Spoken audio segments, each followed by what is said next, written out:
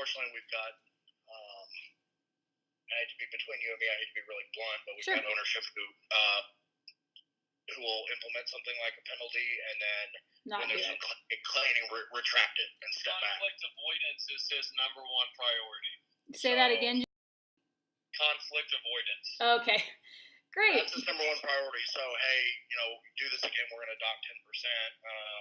Do it, after repeated warnings. Somebody comes in, complains about 10%. Okay, never mind. I won't do that then. So, okay, so here's why that's happening. Business owner does not believe in his system and opportunity enough. He's afraid of losing people because he doesn't think they're replaceable. And that's actually a factor of why we're talking today in the first place, because without a system like we're talking about, business owners cling to the guy that's screwing them over, that's not telling the truth, that's not doing a good job, because they're like, yeah, but if he's turning in $500,000 or $700,000 a year. I don't want to lose that guy. Screw that guy.